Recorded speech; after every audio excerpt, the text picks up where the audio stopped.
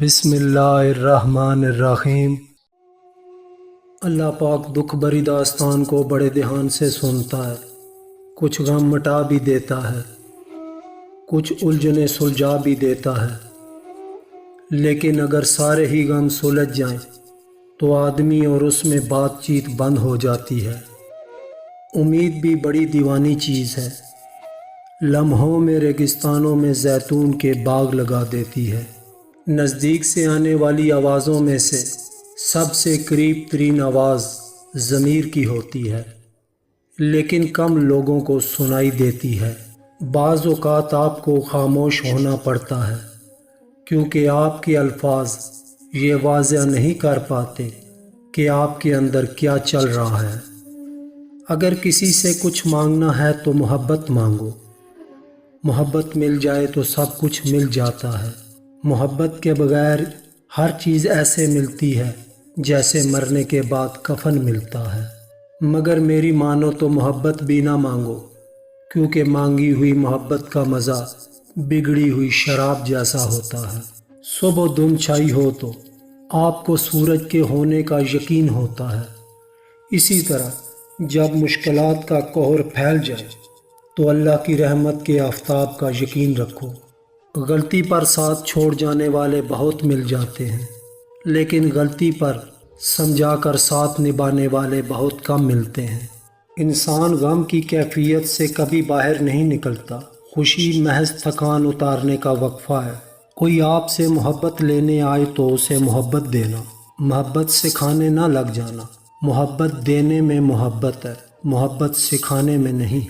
محبت میں بچہ بن جاؤ اور لڑائی کے وقت سمجھدار، اسی طرح سچی محبت کر سکو گے اور سمجھداری سے کام لیتے ہوئے لڑائی بھی نہ کرو گے، ہمیشہ خوش رہو گے۔ دنیا کا سب سے مشکل کام اس بات کی وضاحت کرنا ہے کہ آپ کسی کے ساتھ کتنے سچے اور مخلص ہیں۔ روتے وہی ہیں جنہوں نے رشتہ دل سے نبھایا ہوتا ہے، ورنہ مطلب کا رشتہ رکھنے والوں کی آنکھوں میں نہ شرم ہوتی ہے نہ پانی۔ جب دل اچانک اداس ہو جائے تو وہ روح مرمت کرنے کا لمحہ ہوتا ہے۔ سنا ہے توبہ کرنے سے روح مرمت ہو جاتی ہے۔ جو آدمی اپنے کھانے میں سے کسی کو کھلاتا ہے وہ اپنا کھانا پاک کر لیتا ہے۔ بڑے بڑے انبیاء کرام علیہ السلام، کتب، اولیاء کا یہی مسلک ہے۔ غم کی ایک بڑی خوبی یہ بھی ہے کہ یہ انسان کو نرم کر دیتا ہے اور اپنے حقیقی خالق، رازق اور مالک کے قریب کر دیتا ہے۔ محبت یک طرفہ ہو سکتی ہے، سمجھوتا بھی یک طرفہ ہو سکتا ہے، لیکن عزت دو طرفہ چیز ہے، یہ یک طرفہ نہیں ہو سکتی۔ اچھا انسان مطلبی نہیں ہوتا، بس دور ہو جاتا ہے ان لوگوں سے جنہیں اس کی قدر نہیں ہوتی۔ چیخ و پکار انسان کے وقار میں کمی کا باعث بنتی ہے۔ لوگوں کو اپنی خاموشی سے خوف زدہ کرنا سیکھو۔ اپنے آپ کو ماضی کا قیدی نہ بناؤ، وہ زندگی کا سبق تھا، کوئی عمر بھر کی سزا نہیں۔ جب آپ تجربات سے بھر چکے ہوتے ہیں تو اس قدر بوڑھے بھی ہو چکے ہوتے ہیں کہ کوئی بھی آپ کے تجربات کو ملازمت نہیں دیتا۔ زندگی کے آدھے غم انسان دوسروں سے غلط توقعات وابستہ کر کے خریدتا ہے۔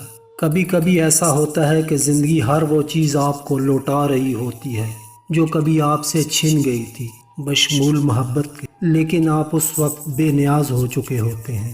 جتنی مرضی کتابیں پڑھ لیں، زندگی کا فلسفہ اس وقت تک سمجھ نہیں آتا جب تک حالات و واقعات خود پر نہ بیت جائیں۔